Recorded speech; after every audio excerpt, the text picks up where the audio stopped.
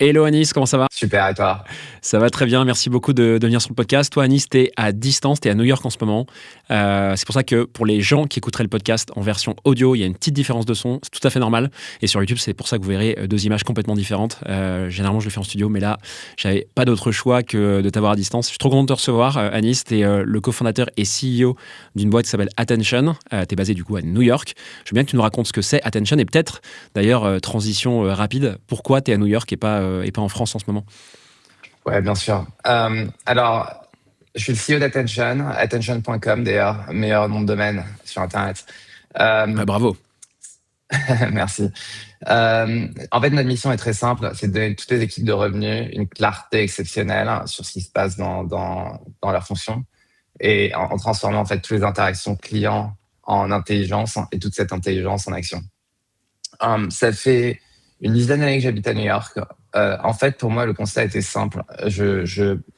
Quand j'habitais à Paris, je bossais pour une startup américaine qui était en train d'exploser, qui s'appelle aujourd'hui Tinder. Ouais. Et je faisais du growth et du marketing pour eux à l'époque. Et ayant rencontré en fait les fondateurs à ce moment-là, je voyais comment en fait cette success story avait démarré des US.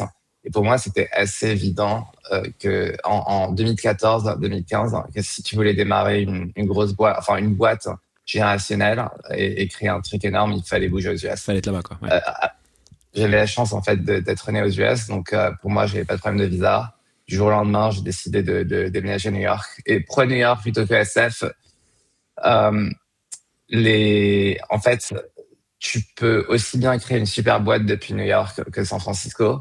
Tu es un peu plus proche de l'Europe. Et en fait, ma pensée a toujours été que si tu veux démarrer une boîte dans l'application layer, plutôt qu'un truc en infra, tu as énormément de business à New York. Tu as moins de compétition pour les talents. Et et c'est une ville qui reste quand même relativement européenne, en fait. Donc, pour moi, c'était la meilleure transition depuis Paris, quoi. Hyper intéressant. Il y a des gens qui disent, et j'ai pas mal évoqué le sujet récemment sur des épisodes, notamment avec Anto et Anne Sibyl, qui sont respectivement les cofondatrices de Lago et de Formance. Anne Sibyl étant basée à New York, Anto à San Francisco. Et il y a eu un peu ce débat de se dire qu'est-ce qui est le mieux. Alors, elles ne se sont pas battues, je rassure tout le monde. Mais c'est vrai que ce qui ressortait, c'est que globalement, San Francisco, tu es quand même dans un écosystème où c'est un peu le Disneyland de la tech. New York est une ville qui est énorme. Il n'y a pas que de la tech. Il y en a évidemment, il y a des très belles boîtes. Mais que pour les gens qui veulent vraiment y aller all-in, c'est plutôt SF que ça se passe. Toi, tu ressens pas ça et tu dis qu'il y a quand même des avantages énormes, notamment si tu as une équipe en Europe, à travailler avec ce décalage qui est de 3 ou 4 heures de moins quand même, de ce que je comprends. Ouais, alors j'ai pas beaucoup d'employés en Europe en fait. J'ai une seule personne en Europe aujourd'hui ou deux, mais euh, c'est pas ça. C'est plutôt, enfin pour moi déjà, ma famille est basée en Europe, donc c'est peut-être plus facile aussi de rentrer les voir ou de Hmm. rester en contact avec. Mais pour revenir sur le sujet plutôt en fait des clients des talents en fait. T'as énormément de talents à New York. Euh, T'as de super écoles, de super boîtes aussi. Et, euh, et en même temps, donc en termes de talent et en termes de boîtes aussi, tu as tous les clients possibles et imaginables aussi qui sont ici. Et les grosses boîtes aussi dans la tech qui se sont créées à San Francisco ont des bureaux à New York. Je dis toujours en fait que à New York, tu es un espèce de gros poisson dans un petit pond. Mais le petit pond, en fait, c'est exactement la même chose que ce que tu as à San Francisco. C'est-à-dire que tu vends quand même au marché américain. Ouais. Et tes clients sont partout en Amérique, surtout post-Covid en fait. Ton VP RevOps ou ton VP Sales à qui nous on a tendance à vendre, il peut très bien être à San Francisco, il peut très bien être à New York, mais généralement aussi il est partout dans le reste de l'Amérique. Donc euh, tant que tu arrives à l'avoir, c'est le plus important. Et, euh, et dernier point aussi, je pense que euh, tu restes quand même très très crédible en ayant créé ta boîte à New York en fait, par rapport à d'autres villes en Amérique. Tout le monde dit aujourd'hui que tu as deux hubs aux US pour la tech, bon, San Francisco majoritairement, mais aussi New York. J'ai Tous les fonds de VC, des gros fonds de VC ont aussi des bureaux à New York. Et dernier point, je dirais aussi, c'est que j'ai moins de compétition, donc pour recruter des super profils en fait. Hmm. Euh, En étant un gros poisson dans le petit pond, j'arrive quand même à attirer des profils exceptionnels qui sont passés par Scale AI, par Palantir, par le MIT, par Harvard, etc. qui sont basées à New York et j'ai moins la compétition en fait de toutes ces super boîtes qui sont basées à San Francisco pour recruter, quoi. Peut-être qu'on va entamer, bien sûr, à parler de produits aujourd'hui. C'est un podcast produit. Il y a plein de sujets sur Attention sur lesquels on va pouvoir creuser un petit peu tous les deux en ping-pongant. Ce qu'on va au sommaire aujourd'hui, on va parler de strat multiproduits, puisque la boîte s'est développée. Et donc, vous avez plusieurs produits. Il y a aussi un sujet qui va être, je pense, qui va intéresser beaucoup de monde, c'est comment tu passes en fait d'un monoproduit avec un product market fit qui mord bien et en fait comment on passe à l'étape supérieure sans perdre ce PMF.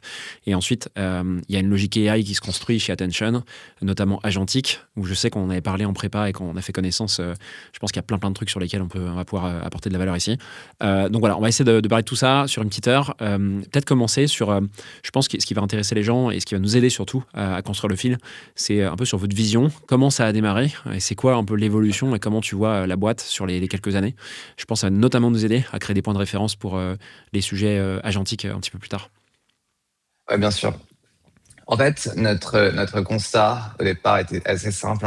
C'était que toutes les boîtes aujourd'hui, enfin toutes les boîtes qu'on a démarrées avaient des CRM vides. C'était tout simplement un espèce de repositoire d'informations qui était très souvent incorrect.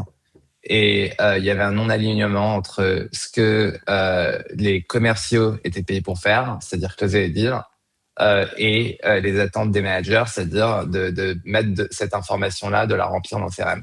En fait, en juillet 2020, mon cofondateur et moi, qui étions compétiteurs à l'époque sur nos dernières boîtes, on réalise en même temps en fait que les LLM avaient changé le monde. Quand GPT-3 sort, et on commence à séparément, en fait, chacun de notre côté, à jouer avec les API qui étaient sortis à l'époque, et on réalise un truc énorme. Au même moment, on se rencontre, on prend un café, on se kiffe, et on décide de monter en fait notre Attention ensemble un an plus tard. Et donc, en fait, en jouant avec des transcripts de call, on réalise que si on arrive un peu à les réduire, à les segmenter, etc., à les pousser dans les LLM, on arrive à restructurer de la data non structurée, en fait. Et ensuite, en utilisant Zapier, tu arrives à pousser tout ça dans ton CRM et à le remplir automatiquement. Et donc, fast forward au moment où on met ça dans les mains d'un utilisateur. Au début, ils nous disent « Ouais, bof, la data est pas mal, mais pas non plus incroyable ». Et en fait, il y a un changement de modèle. C'est-à-dire que GPT-3 sort un modèle un peu plus avancé, qui était celui en fait qui était sous ChatGPT en fait. C'était le 3.5 qui te donne de l'info beaucoup plus pertinente dans ton CRM. Et là, c'était une explosion dans la tête de nos utilisateurs. Début de product market fit. Les sales sont comme des oufs parce que évidemment ils n'ont pu aller à remplir le CRM et les RevOps, ton VP revenu, ton VP sales est très content aussi parce que les sales passent leur temps en fait à vendre. Tu peux nous parler un peu d'un exemple avant-après qu'on voit bien la différence. C'est hyper intéressant parce que tu dis que le PMF globalement arrive un peu au moment où la technologie évolue et elle est assez, je dirais, je sais pas si quali c'est le bon terme, mais en fait elle est assez forte pour pouvoir apporter une valeur suffisante qui vous permet de faire décoller Attention dessus. C'est quoi un exemple avant-après peut-être que tu aurais en tête pour qu'on comprenne bien? Ouais, bien sûr. En fait, les modèles exacts d'ailleurs, c'était DaVinci 2 versus DaVinci 3, c'est GPT-3. Et donc en fait, avant-après, c'était... je vais te donner un exemple très simple. Tu dois capturer les pains du client dans ton CRM. Avant, ça allait donner des pains génériques du genre quelqu'un dit je me suis mal réveillé ce matin, et ben ça va mettre mauvais réveil ce matin dans les pains. Après c'était ok, on a un problème de ROI, tu vois. Et en fait c'était vraiment le fait le LLM arrivait à capturer des pains beaucoup plus pertinents au business de la boîte. Et en fait, aujourd'hui, fast forward à 2025, ça paraît fou que les LLM puissent faire ce genre d'erreur à l'époque, mais ça capturait en fait de l'info générique, ou même souvent ça hallucinait avant. Ça sortait des trucs qui n'étaient même pas mentionnés dans le transcript en fait.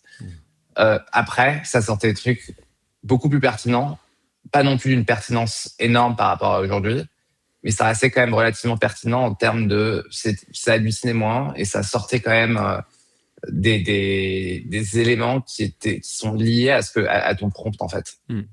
Comment tu parles de PMF du coup? Qu'est-ce que tu vois comme signal pour te dire ok, on y est, on va pouvoir construire sur Ouais. ce premier cas d'usage là, et c'est là-dessus qu'on va aller chercher le gros du début, enfin de la croissance d'attention au début, avant de s'élargir. Ouais, bien sûr. Déjà, en fait, je pense que c'est assez important de définir PMF parce que tout le monde a un peu une définition Ouais. différente.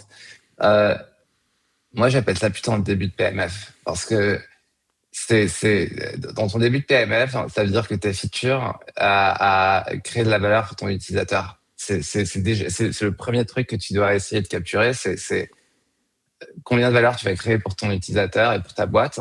Parce qu'après, tu as énormément d'autres trucs qu'il faut prendre en tête, c'est-à-dire ta compétitivité sur le marché, à quel point est-ce que tu es différencié de ce qui existe ailleurs, etc. Mais parlons pour le moment de l'expérience utilisateur, qui est le step one, quoi.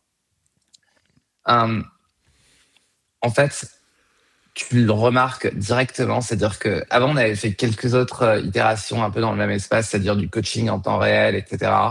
Et en fait, on a vu la différence dans le retour de l'utilisateur, c'est-à-dire que sur les premières features qui n'avaient pas marché, l'utilisateur, quand on lui envoyait un message, un ping sur Slack ou pour demander un retour, ne répondait pas.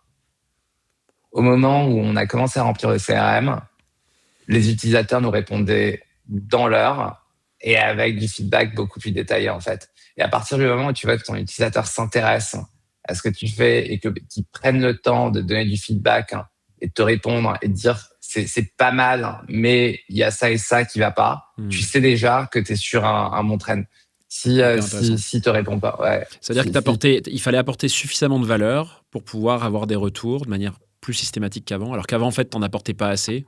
Et quelque part, peut-être qu'ils prenaient ça à la légère ou juste qu'ils n'avaient pas de retour parce qu'en fait, c'était trop loin de ce qu'ils attendaient, quoi. Exactement. Ils voyaient pas en fait de futur possible dans ce que tu étais en train de ce qu'on avait construit au départ en fait. Ouais. Et donc ça nous a peut-être pris 4 semaines de réaliser en fait qu'on était sur la mauvaise direction. Et, et ensuite on relançait les utilisateurs, on leur demandait etc. Et ils nous répondaient pas quoi. Ils nous répondaient pas ou j'ai pas le temps ou Ouais. et à partir du moment on leur a dit ensuite voilà on a une nouvelle feature qui sort, ça te remplit le CRM. Là déjà ils étaient beaucoup plus intéressés. Il y a aussi un autre truc qui était hyper intéressant, c'est que moi à l'époque, et je pense que ça c'est intéressant que j'en parle. Moi à l'époque, je faisais peut-être 10 calls par jour pour avoir des retours d'utilisateurs. Et en fait, à chaque fois aussi, au-delà d'aller mettre de l'information dans le CRM, c'était le plus important en fait pour moi, c'est d'écrire des mails de follow-up. Et ça me prenait un temps fou d'écrire ces mails de follow-up. Et en fait, j'ai pris ces conversations-là et j'ai commencé à faire rédiger mes propres mails de follow-up. Et je finissais par utiliser ça, en fait, toute la journée. C'est-à-dire que ça me rédigeait des super mails. Et, et en même temps, en fait, quand j'ai proposé ça aux utilisateurs, donc remplissage de CRM et rédaction de tes mails de follow-up, pour eux, c'était le Graal, en fait. Ce sont les deux trucs administratifs qu'ils détestent faire. Mais en même temps, ça leur permet de gagner du temps et de continuer à vendre en fait. Hyper clair. Et donc c'est ça pour toi qui explique le début de PMF dont tu parles? Ouais. Tu as commercialisé quand? Fait... Tu as commencé à signer quand, pardon, à vendre quand? Parce que là, tu parles de collecte de feedback qui se systématise un peu mécaniquement. Qu'est-ce que... Le PMF, évidemment, veut dire aussi à un moment le produit décolle. Alors, tu as bossé chez Tinder. Tinder, ils ont pas directement mis du paying à l'époque. Et pourtant, je pense qu'on pouvait parler de PMF quand tu vois la croissance de cette application à l'époque, qui était vraiment un pionnier, quoi. Toi, j'imagine que tu fais du B2B et que le fait de mettre un modèle économique derrière, ça va quand même te faire te dire qu'il y a un product market fit. À partir de quand ça arrive ça? Et ouais. Ouais, je vais te donner la timeline. Alors, on a commencé à voir, en fait, c'était en octobre 2022. On commençait à voir, en fait, que les utilisateurs portaient de l'importance, en fait, à ce qu'on avait construit. Fin octobre, ou je crois que c'est en novembre 2022, au même moment, en fait, tu as ChatGPT qui sort. Donc, le monde commence à se réveiller, en fait, sur l'IA. Et c'était vraiment un énorme hasard, en fait. Mais juste ça nous a porté, en fait. Ouais. Et donc, en décembre, on commence à préparer justement une press release pour dire qu'on venait de lever un seed. On l'annonce en janvier, article sur TechCrunch qui sort. Je fais un énorme post sur LinkedIn, boum, ça commence à faire de la visibilité. Et là, je commence à avoir des boîtes qui commencent à nous contacter, à venir en inbound pour qu'on solve ce pain pour eux.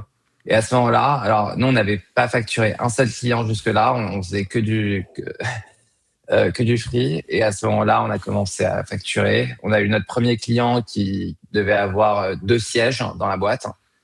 Et ensuite, le second client qui avait 3 sièges dans la boîte. On savait pas ce qu'on allait facturer, mais on commençait à facturer au départ $80 par utilisateur par mois. Le mois d'après, on commençait à monter à 100, et ensuite à 120, et ainsi de suite. Et on voyait que les utilisateurs étaient toujours prêts à payer. Au bout d'un moment, on est arrivé jusqu'à $200 par utilisateur par mois, qui était... et c'était un moment, en fait, c'était un moment où on n'avait pas de concurrence sur ce marché-là. C'est-à-dire qu'on était la seule boîte à aller te remplir ton CRM. Ouais. Et vraiment, zéro concurrence. Et c'est ce que j'ai appelé, en fait, un espèce de product market fit. On avait tout cette espèce de boulevard où on pouvait vendre sans concurrence à des prix qui sont enfin au plus haut. C'est quand même bien au-dessus de ce que Gong faisait payer à l'époque, alors que Gong était une boîte qui était beaucoup plus développée. Et ensuite, on a eu plein de copycats, plein de clones qui ont commencé à faire ça aussi. Et du coup, on a dû rebaisser notre prix. Et en fait, cet élément de pricing aussi te donne une idée de à quel point tu as ton product market fit. Parce que pour moi, en fait, avoir un product market fit, c'est non seulement avoir une feature qui change la vie de tes utilisateurs, mais en plus de ça, t'as pas de concurrence. Si t'as pas de concurrence, t'es le roi sur ton marché et t'as un product market fit exceptionnel qui te permet d'exploser, en fait. Donc, à l'époque, pour nous, on était passé de 0 à 1 million d'ARR en 10 mois. Bien. Ce qui était super. Aujourd'hui, t'as des boîtes qui font en 2-3 mois, mais On peut toujours se comparer aux meilleurs. C'est sûr que se comparer à Mercor ou à Lovable, c'est compliqué. Mais c'est super, c'est ouf. Et il faut rappeler quand même aux gens, et je pense que beaucoup connaissent la stat, qu'il y a très peu de produits tech, de boîtes tech, qui passent le palier des 1 million d'ARR. C'est très compliqué. C'est un pourcentage qui est assez faible. Donc, le faire en quelques mois, c'est déjà ouf.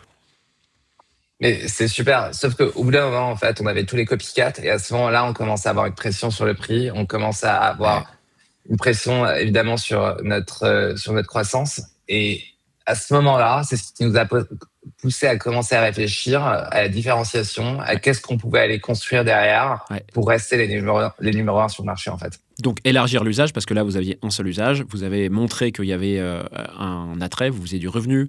On parle clairement d'un début de PMF quand, alors je sais pas si à nouveau, tu as raison, définition qui varie. Pour certains, le PMF, c'est quand ta boîte est déjà à 100 personnes et que tu déroules plus de 10 millions d'ARR. Mais bref, peu importe. Tu montres qu'il y a de la traction. En fait, il y a une traction. Et là, vous réfléchissez à la suite. C'est quoi les premiers trucs qui émergent et les premiers use cases qui fonctionnent? Je veux bien que tu nous en parles un peu de cette transition.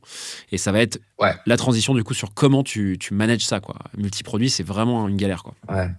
Ouais, bien sûr. En fait, nous, à chaque fois, on allait chercher d'autres produits au moment où on commençait à avoir un peu trop de compétition sur notre marché. En fait, t'as deux voies. Soit tu te dis, bon, bah, je vais faire baisser mes prix pour rester compétitif. Soit je vais aller innover pour pouvoir garder mes prix élevés et pour pouvoir continuer à gagner mes deals. Nous, on a choisi la seconde voie, en fait.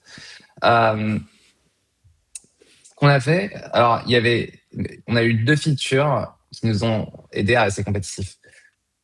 La première, alors, c'était en septembre 2023. On commençait à avoir des utilisateurs qui nous demandaient est-ce qu'on peut aller, au lieu d'avoir des insights sur un call, est-ce qu'on peut avoir des insights sur plusieurs calls, en fait, sur des dizaines ou des centaines de calls pour avoir un peu d'informations sur sur la voix du client. Et juste un détail, en fait, c'est qu'on avait aussi évidemment des Slack channels avec tous les clients qui, pour nous, était un game changer parce que c'est comme si on faisait partie de leur équipe. Aujourd'hui, tout le monde fait ça, mais à l'époque, c'était peut-être moins évident, en fait. Donc, nos clients nous disent, on aimerait bien commencer à avoir des insights sur tous les calls. On se dit effectivement, en fait, ce qu'on ramène toujours à nous, c'est est-ce que c'est une feature que moi-même j'utiliserais? Parce que on commençait à avoir 2 sales dans l'équipe. Est-ce que c'est quelque chose qui commence à être intéressant? Et oui, effectivement, je pouvais pas être sur tous les calls des sales, je pouvais pas écouter tout ce que les clients disaient. Donc, OK, on commence à créer ça. On crée une feature qu'on appelle Generalized Insights, qui est un espèce de chat GPT sur tes calls. Et au départ, tu pouvais poser une question sur jusqu'à 100 calls et ça donnait une réponse. Évidemment, ça mettait 10, 15 minutes pour te donner la réponse, mais ça crée énormément de valeur pour l'utilisateur. Mon cofondateur, Mathias, qui est une superstar, avait aussi trouvé les moyens de rendre ça non plus non exorbitant et en même temps de sortir des insights hyper pertinents.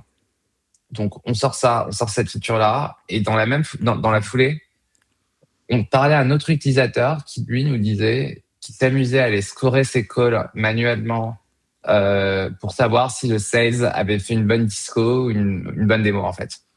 Et il copiait-collait son prompt à chaque call pour avoir un score.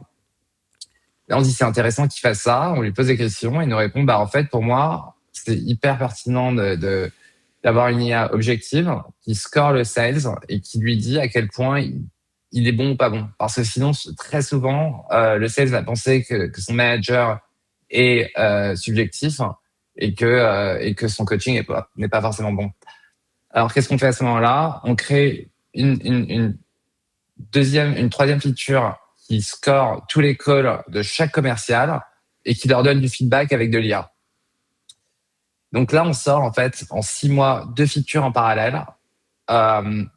Une donc qui analyse tous les calls et une qui te score les 16.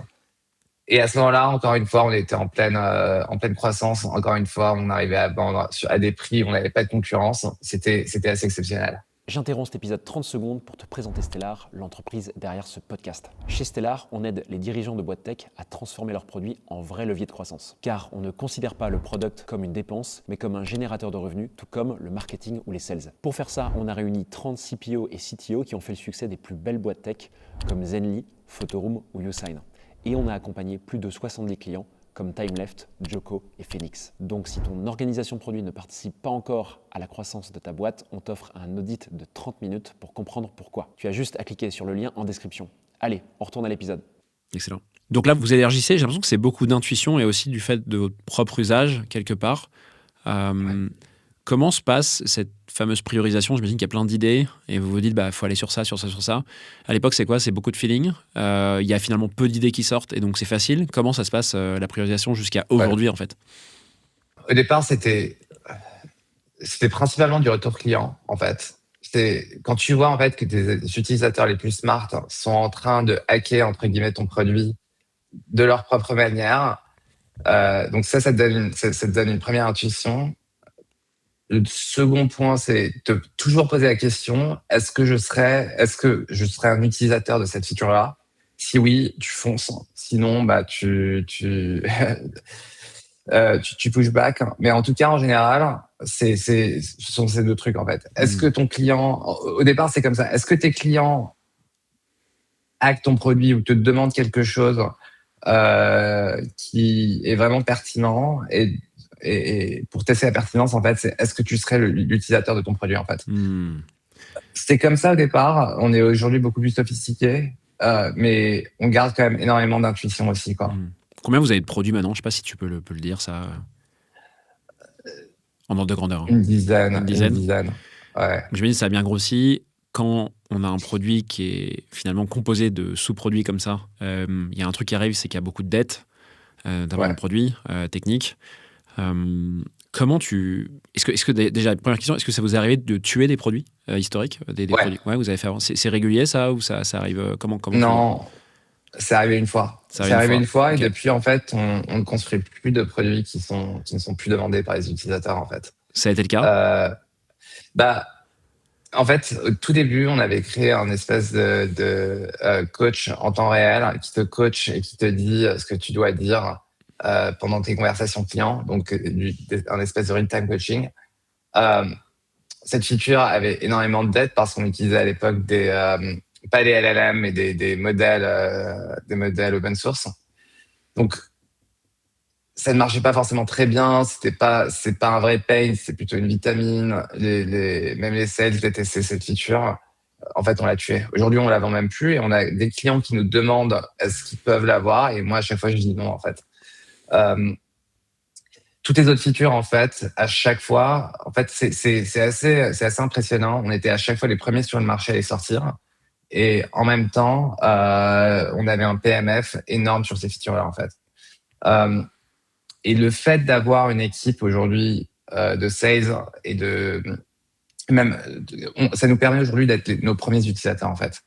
Donc, très souvent, à partir de maintenant, en fait, c'est quelle feature fait du sens pour nous, parce qu'on sait que cette feature-là va faire du sens pour beaucoup de nos autres utilisateurs. Ça, c'est lié au fait que vous construisez un outil pour les équipes commerciales et que vous, en interne, vous pouvez l'utiliser. Mais il y a des business pour qui c'est pas possible, ça. Le produit qu'ils conçoivent ne s'utilise pas vraiment en interne, ce qui est beaucoup plus compliqué. Et j'entends que vous, ça fait une boucle qui est une boucle rapide et qui vous aide beaucoup à nourrir votre intuition et aussi vos données, j'imagine, pour lancer des produits, quoi.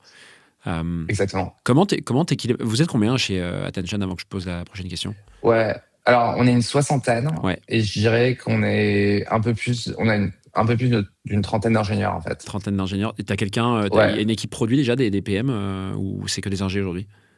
Non, c'est que des ingés. J'ai mon cofondateur et CTO qui est à l'origine du produit. On a Olivia dans notre équipe qui est product designer. Ouais. Et qui a énormément de bon sens produit, on va dire. Ouais. Mais pour le moment, l'équipe produit, ce ne sont que ces deux-là. Que 2 personnes globalement et le reste des ingénieurs. Ouais. Wow, le rythme doit être 30 à 35 ingénieurs. Ouais. Costaud pour les... Olivia, c'est ça? Pour Olivia et ton... Ouais, Olivia, elle est exceptionnelle. Ouais. Incroyable. Et comment ils font? Est-ce que tu as une idée de comment ils font pour comment dire, bien prioriser leur temps, à la fois arbitrer entre eux, réduire peut-être de la dette sur d'anciens produits, bosser sur les nouveaux développements. Est-ce que tu as une idée un peu de comment ils s'organisent pour faire tout ça? Tu as une idée? Ouais, alors c'est assez intéressant.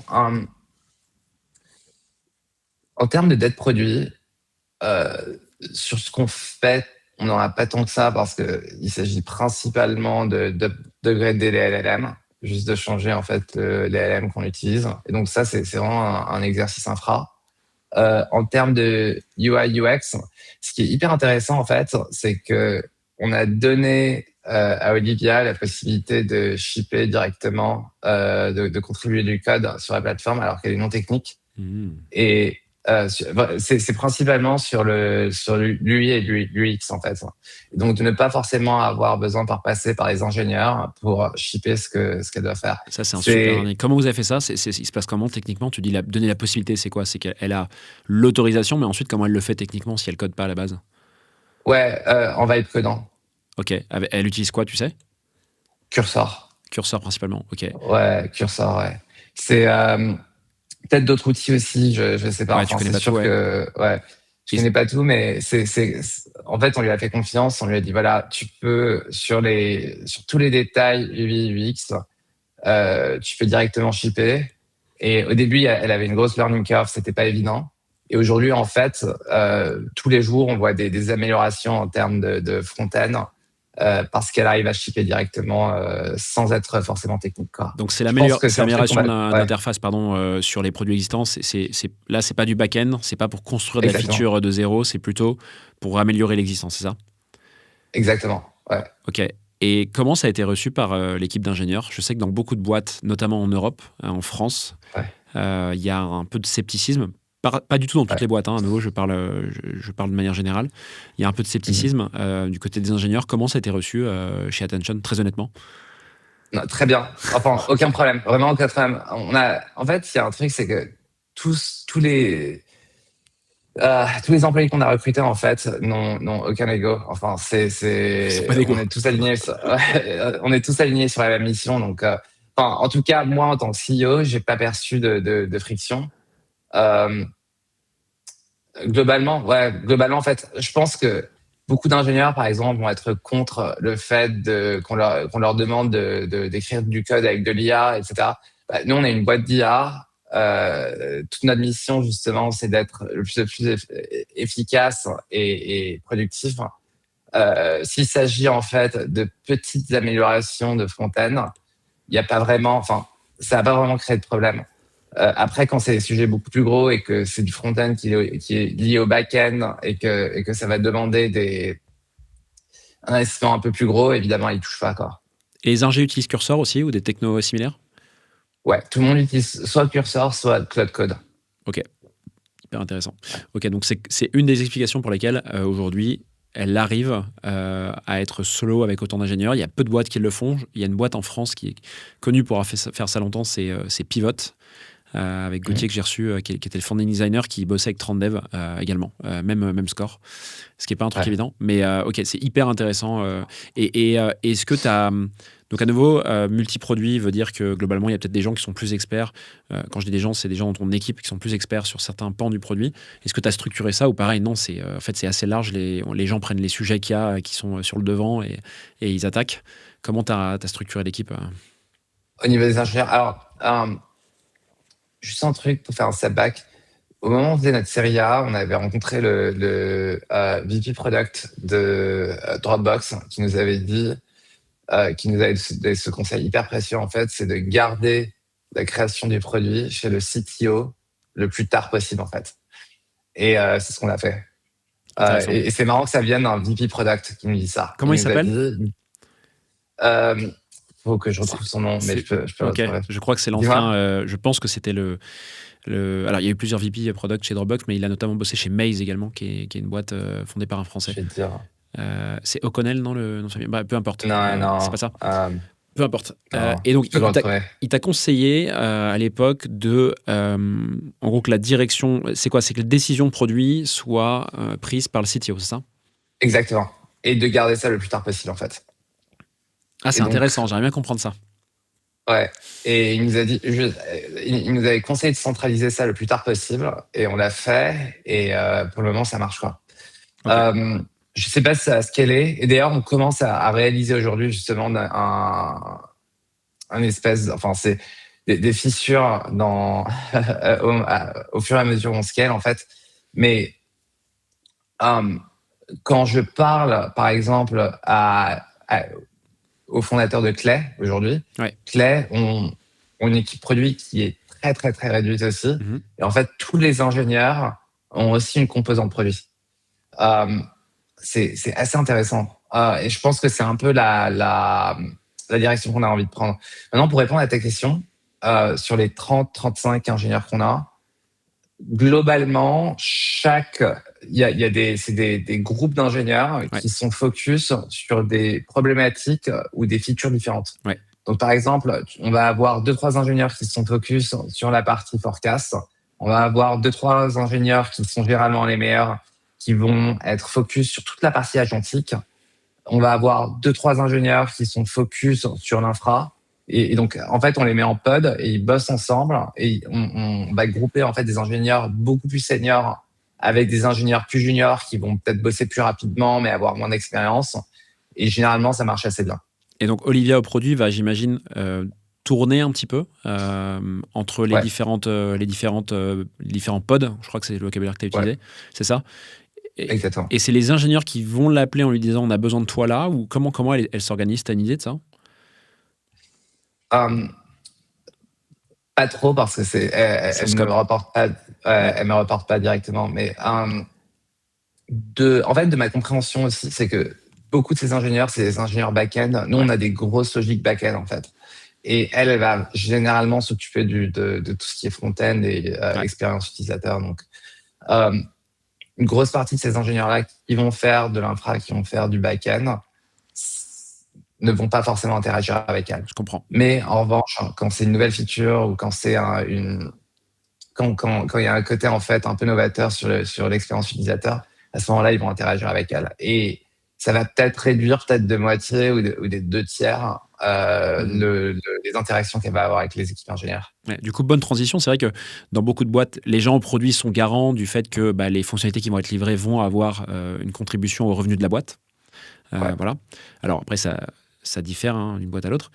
Comment vous assurez, vous, chez Attention, que ce sur quoi les ingés bossent, ça va contribuer au revenu, finalement?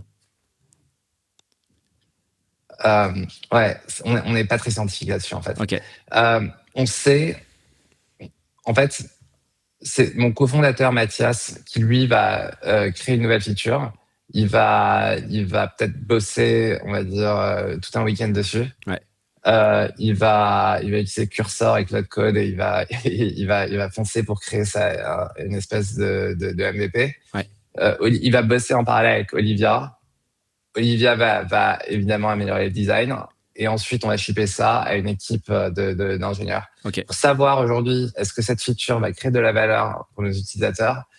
De manière générale, si mon cofondateur s'est mis à bosser sur cette feature-là, c'est qu'on sait que ça va créer de la valeur chez le client, en fait. Ok. Et on sait que quand on montre cette MVP à nos clients les plus smart, généralement, c'est celle qui va nous permettre d'être le plus compétitif, en fait. Et donc, pour être sûr de bosser avec les clients les plus smart, mon cofondateur, lui, bosse avec 5 ou 6 de nos clients les plus avancés, du type Abridge, par exemple, qui sont passés de 12 commerciaux à 120 commerciaux en un an, qui sont en train de tout cartonner.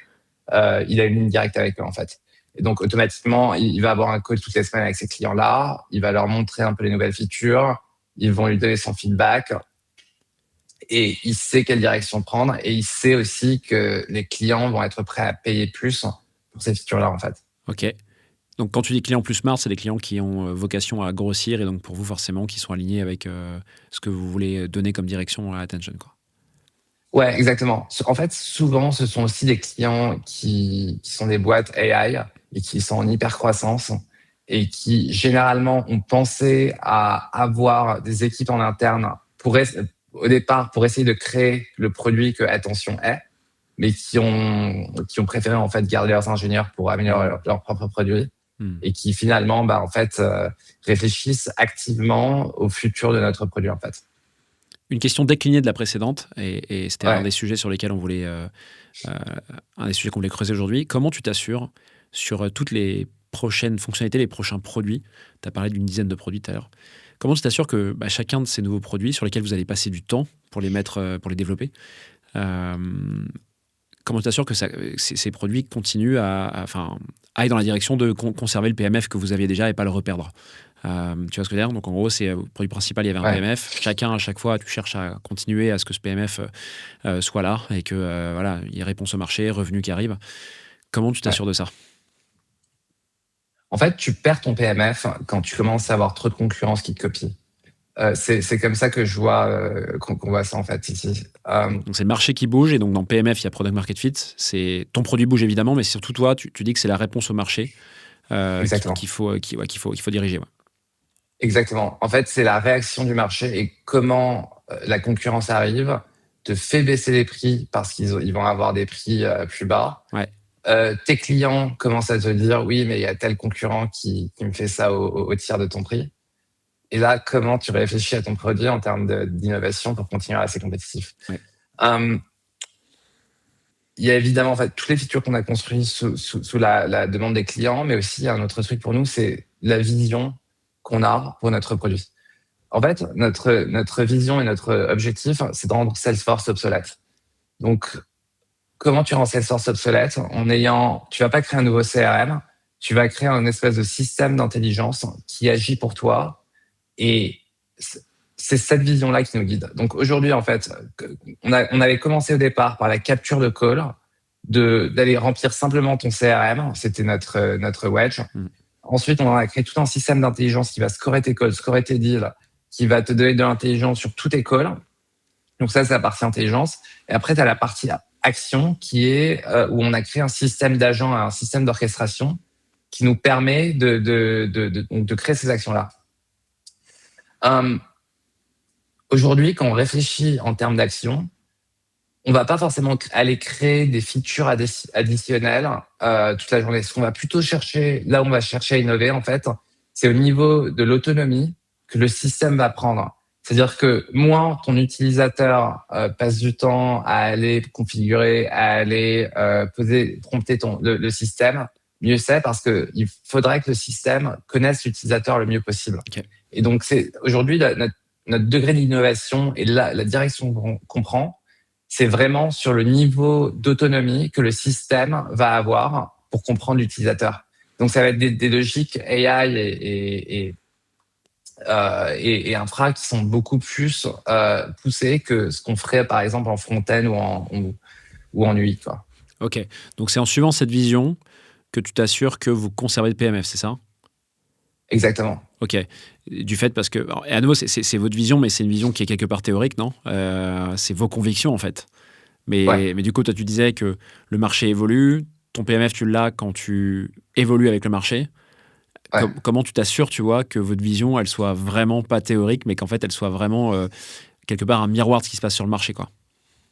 Ouais, bien sûr. En fait, c'est assez marrant. Jason Lemkin hier a tweeté en disant et d'ailleurs il a dit ça, attention, dans les agents IA qui recommandent. Jason Lemkin, donc fondateur de SaaStr, disait je ne me sers plus du tout de Salesforce parce que j'ai déployé 15 agents IA qui font tout le travail pour nous Ok. sur la partie revue. En fait, c'était la vision qu'on avait au départ, qui s'est évidemment affinée, qui s'est améliorée, et on voit de plus en plus, et on voit que les utilisateurs le disent, c'est qu'ils ne passent quasiment plus de temps dans Salesforce ou dans HubSpot. Ils ont Attention qui fait tout le travail pour eux. Mhm. Et donc en fait, c'est pas forcément scientifique, c'est juste sur le feedback de l'utilisateur qu'on sait qu'on est en train de rendre les CRM, ton système of record traditionnel, de plus en plus obsolète. La partie en fait autonomie, au fur et à mesure on travaille sur l'autonomie et que tu as le système qui dit aux utilisateurs salut, je sais que tu as 3 calls aujourd'hui, voici la préparation de tes calls. D'ailleurs, pense bien à parler de ça et ça. Et ben, quand on le pousse à l'utilisateur, il trouve ça hyper pertinent et hyper helpful en fait. Et donc, on fait des tests, on ship des micro improvements dans le produit qui rendent le système plus autonome et on essaie de voir comment l'utilisateur réagit à ça. Ok. Et généralement, les utilisateurs adorent ça en fait.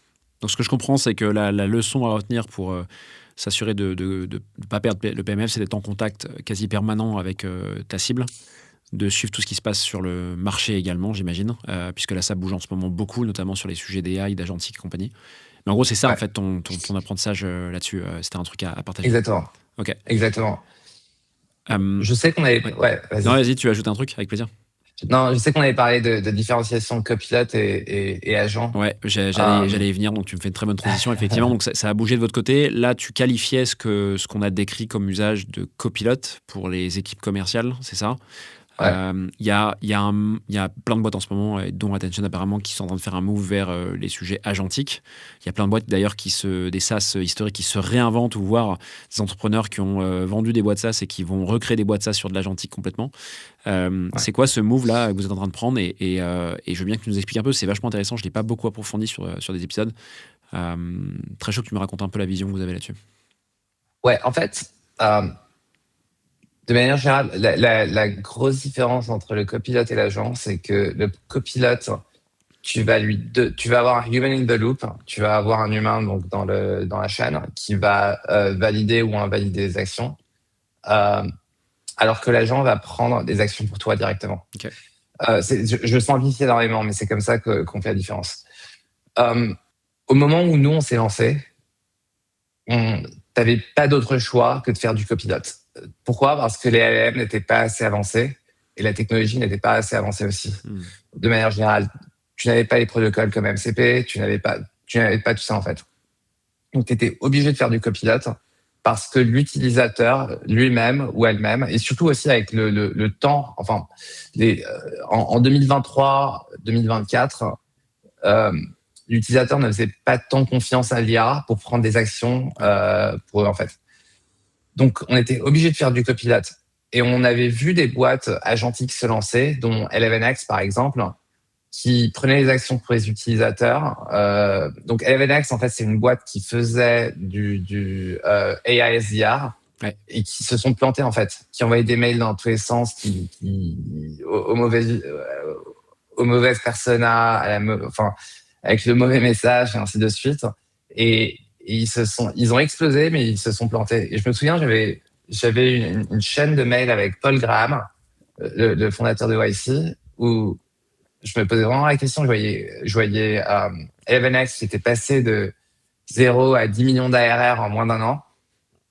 Je me disais, est-ce qu'il faut vraiment... Je lui avais demandé, est-ce que tu penses qu'il vaut mieux faire du copilote et passer à l'agent, ou est-ce qu'il vaut mieux essayer de créer une boîte agentique directement? Et sa réponse était hyper pertinente. Il disait, si tu essayes de créer une boîte pure agentique, ça veut dire que tu vas essayer de miser sur l'évolution de la technologie pour que ça arrive au moment, que ce soit prêt au moment où tu te lances. Et ça, c'est impossible à faire. Donc, je te recommande plutôt de suivre ton marché, de créer du copilote et de peu à peu rendre ton copilote de plus en plus agentique, en fait, et d'éliminer le human in the loop. Et c'était en fait la direction qu'on avait prise, c'est-à-dire que nous, on n'avait pas eu cette croissance explosive de 0 à 10 en un an. On avait une belle croissance, mais peu à peu, en fait, nos utilisateurs faisaient confiance à la plateforme. Au début, il fallait juste valider ou invalider ce que tu voulais envoyer dans le CRM. Tu validais ou invalidais ton mail avant de l'envoyer au client. Ouais. Et peu à peu, en fait, nos clients nous disaient, bon, bah, au bout de 1 mois, 2 mois, 3 mois, c'est bon, tu peux enlever la vérification avant que ça aille dans les systèmes ou avant que ça aille au client. Et je pense que c'est la meilleure manière de passer du copilote, enfin, ou en tout cas d'une feature simple à une feature entièrement agentique. Donc, tu fais un peu en hybride, en fait. Exactement. Et est-ce que tu penses que si tu avais monté Attention dans 5 ans, par exemple, alors c'est trop loin, 5 ans, dans 3 ans, tu aurais commencé directement via des agents? En gros, ma question derrière ça, c'est est-ce qu'il faut vraiment le faire en fonction du marché? Il est très mouvant en ce moment. Je retire ce que je dis en fait. Oui et non. Oui, parce que enfin, tu peux aller beaucoup plus vite à l'agentique, mais non, parce que ton propre système, tu dois penser à tous les edge cases. Tu as un long tail de edge case où ça peut faire n'importe quoi. La data du client aussi, généralement, est aussi... enfin, c'est messy, en fait. Donc, tu dois si tu te fies à l'information de ton client dans son CRM, eh ben, il va y avoir plein d'erreurs, il va y avoir des doublons, enfin, donc, il faut bien que tu réfléchisses, en fait, à tout ce qui est en pratique et la réalité du terrain. Et il vaut mieux quand même toujours tester, même si tu passes du copilote à l'agent de manière plus rapide qu'avant, il faut quand même réfléchir à tout le long tail d'edge case. Il faut commencer petit, tout tester et ensuite commencer à passer de plus en plus à l'agentique. C'est vous qui faites cet onboarding avec vos clients, ou en fait vous avez mis en place des choses dans le produit pour que le client il ait des steps de validation et qu'il entraîne en fait Attention sur ses propres données? Non, alors c'est une bonne question. On a des FDE, des Forward Deployed Engineers, qui vont bosser avec le client. D'accord. Les 2 premières semaines, qui vont aller voir ce qui se passe dans le CRM, comment tout est structuré, qui vont aussi comprendre un peu la structure de leur équipe, comment ils veulent. Il y a toute une logique aussi de sécurité et de privacy côté client, où ils veulent pas forcément que certaines données soient partagées d'une équipe à l'autre. Donc, tout ça, en fait, au début, est customisé. Évidemment, le produit lui-même a été construit de telle sorte à ce que ce soit assez flexible pour que tous les clients puissent s'y retrouver. Ouais. Mais en même temps, il faut quand même des forward deployed engineers. Et c'est ce que toutes les boîtes aujourd'hui dans la Silicon Valley font. C'est qu'ils mettent des ingénieurs, pas seulement des CSM ou des mecs chargés de l'onboarding, mais vraiment des ingénieurs qui savent bosser avec la data du client et qui savent comment les rendre successful, en fait. Donc il y a un peu de setup, ce qui veut dire que c'est globalement valable pour des produits qui coûtent un peu cher. Tu fais pas ça pour des produits à 10 € par mois, quoi.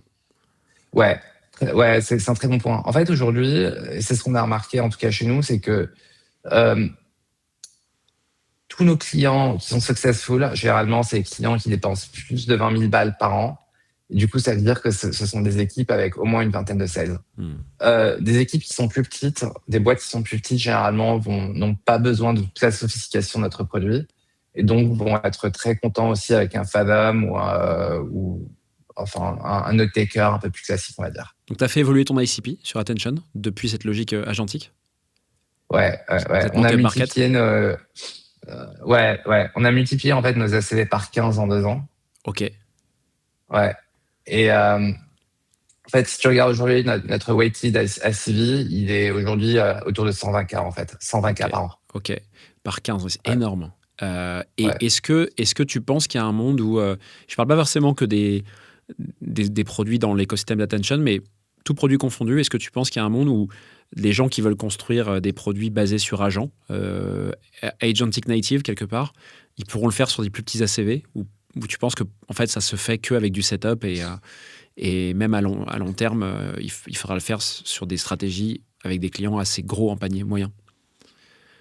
Nous, on a eu de la chance, c'est-à-dire qu'on s'est vraiment lancé au moment où l'IA a commencé à exploser, et donc on pouvait commencer à tester. Au départ, on ne vendait qu'à de très petites boîtes, des features qui étaient relativement simples, et en fait, en complexifiant et en innovant, on a réussi à monter de plus en plus up-market. Mais c'est un sport. Je pense que ça dépend de la fonction ou de l'industrie ou de la verticale que tu cibles, mais s'il y a peu ça va dépendre de ta compétition aujourd'hui. Pour ce que nous on fait, aller se lancer sur du SMB, c'est impossible. Il y a trop de concurrence, il y a trop de boîtes qui arrivent à cibler du SMB et qui arrivent à les accompagner très très bien et avoir des features en fait qui sont self-serve et qui marchent pour le SMB. Il y a sûrement d'autres verticales ou d'autres marchés où tu arrives à le faire, quoi. Comment tu mesures l'outcome de chez tes clients finalement? J'imagine que tu vas réutiliser ces outcomes déjà pour conserver tes clients, aussi pour avoir probablement des cas clients qui te permettent d'aller signer d'autres clients. Comment tu mesures ça? Alors, en fait, il y a la valeur qu'on crée pour eux et ensuite la valeur qu'on crée chez nous. La valeur qu'on crée pour eux, c'est très simple en fait. C'est les time savings par rapport à toute l'action qui est orchestrée par Attention. Donc, quand on te crée un rapport qui va te faire l'analyse de ton go-to-market sur les 3 derniers mois en moins de 5 minutes, alors que normalement, ça t'aurait pris 2 semaines pour aller compiler ce rapport, ben déjà, c'est une valeur qui est énorme. Donc ça, c'est mesurable en termes de temps et en termes de salaire que tu vas aller payer tes employés. Ouais. Deuxièmement, évidemment, sur la prise de décision stratégique, c'est énorme pour tes clients aussi. Et après, troisièmement, sur la conversion de tes deals, donc ça, c'est plus un lagging indicator où ton client te dit, bon, bah, en fait, on a remarqué que depuis qu'on a installé Attention, nos taux de conversion ont augmenté de 20%, donc ils sont passés de 20% à 25% par exemple, 24%. C'est super. Donc, chez nous, comment on mesure en fait ce succès, c'est au NRR en fait. Okay. Quand on close un client aujourd'hui, où est-ce qu'il va nous pousser dans les autres équipes? Donc aujourd'hui, en fait, on a un NRR de 210%, ce qui est énorme. Le client va nous pousser dans toutes les autres équipes. Donc, on va vendre à une équipe sales. On va ensuite être poussé dans les équipes BDR, dans les équipes CSM. Mais en plus de ça, les équipes marketing et les équipes produits vont venir acheter des agents IA chez Attention qui servent des insights à leur propre équipe en fonction de ce que le client dit. Okay. Et ça, c'est énorme. Et donc, on arrive à s'étendre dans toute la boîte. Et aussi, évidemment, le taux de référent, c'est-à-dire qu'aujourd'hui, sur tout notre inbound, 30% de notre inbound vient de référent, en fait.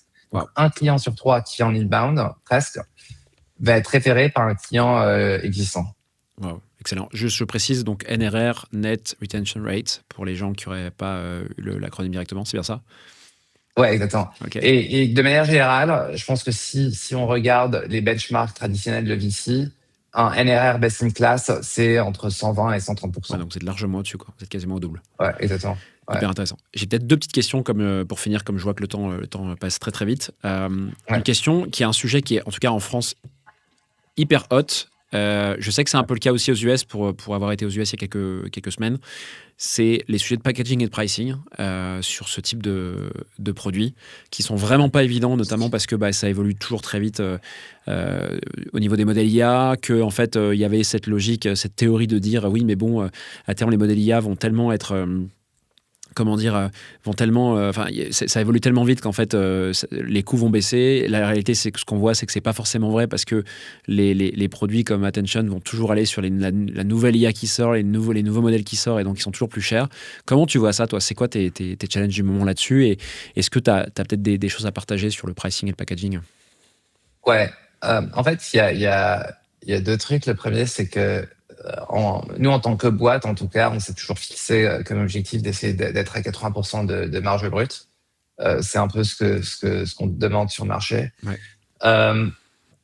Après, c'est compliqué. la réalité, c'est que c'est compliqué. C'est que tu vas avoir un espèce de plafond que tes compétiteurs ont fixé, donc tu peux pas aller pousser ton prix beaucoup plus loin que ce que tu fais. Ouais. Quand tu innoves, très souvent, les clients vont te dire, oui, mais moi, je vais payer pour la full suite. Tu as sorti une nouvelle feature. T'essaies de me facturer. Ils peuvent généralement très mal le prendre. La réalité, c'est que il y a une manière de formuler au client qui est de dire, voilà, on va sortir une nouvelle feature. On peut vous la mettre entre les mains. Comment est-ce que vous pensez, qu'est-ce que vous seriez prêt à payer pour ça? Et généralement, ils vont pas te dire zéro. Ils vont te dire, OK, on serait prêt à payer tant en fonction de... et si, en essayant de travailler avec nos clients, en leur proposant ce qu'ils seraient prêts à payer pour les nouvelles features, généralement, en fait, on finit par avoir d'assez bonnes surprises.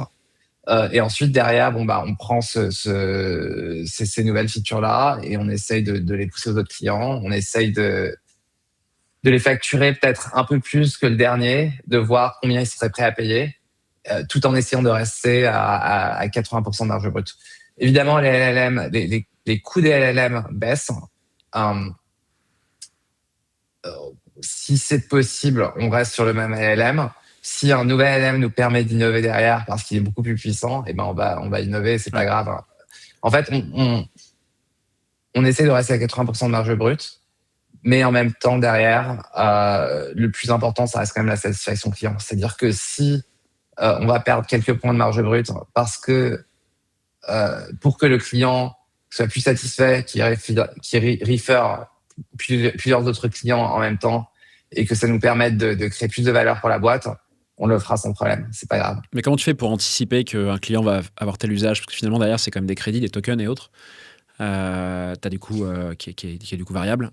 Donc, c'est pas facile, en fait, tu vois, de prédire ça. En fait, on va rollout quand même des agents IA qui consomment plus que ce que ça évidemment ce que ce client-là consommait avant, en fait. Cet agent IA, on va avoir une idée de combien ça va nous coûter parce qu'ils ont tant d'utilisateurs, ils ont tant de calls qui sont enregistrés, ils ont tant de mails qui sont capturés. On va avoir une estimation déjà dans le produit en interne. On sait que ça va nous coûter peut-être $1,000 par mois, par exemple, de rollout cet agent au client. On va essayer de le facturer en fait à 4 000, par exemple. Ok, donc tu prends un peu de marge. Okay. Exactement, c'est ça. Ok, il n'y a pas de risque que et ça on voit explose. Évidemment, et on voit évidemment, est-ce que cet agent IA qu'on vient de sortir ou qu'on vient de préconfigurer dans la plateforme, dans la librairie, est-ce que cet agent IA crée évidemment de la valeur? Bah, pour tes sales, si tous les matins, ils ont leur espèce de call prep qui arrive, qui les prépare mieux à leur call, et qu'à la fin, ça te permet d'augmenter tes taux de conversion, et ben, ça fait énormément de sens. Ouais. Si à chaque fois que ton deal il passe de MQL à SQL en stage 3 ou stage 4 et qu'il avance, et que ton agent IA, il va aller pinguer ton sales pour lui dire voici ton business case, voici tous les éléments que tu vas envoyer au client pour que le CFO il valide l'expense, et ben évidemment ça va créer de la valeur aussi pour le client, donc le client est prêt à payer pour ça, quoi. Excellent tout ça. Moi, j'ai une dernière question à te poser, Anis, et après on va pouvoir filer et wrap up cet épisode.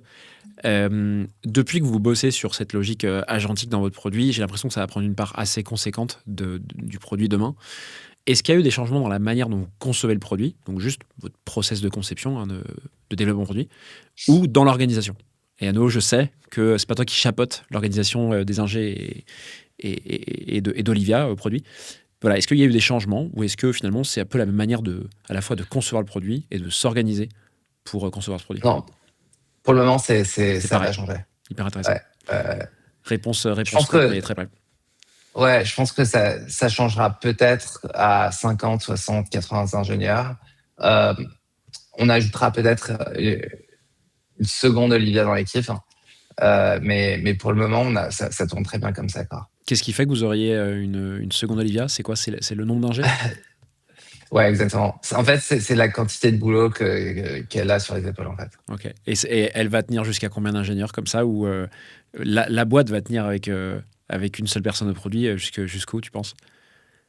Écoute, je pense qu'au moment où on arrive à peut-être je ne sais pas la réalité. À 40, 50 ingénieurs. En fait, je serai aussi à partir du moment où on va commencer à voir qu'elle n'arrive plus à shipper ou que c'est un bottleneck, en fait, à ce moment-là, on rajoutera d'autres designers produits.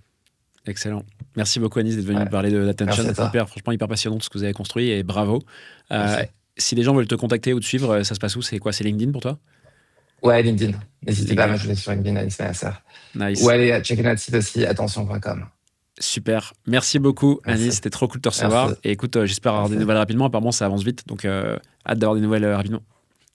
Merci. Salut. À bientôt. Bye. Ciao.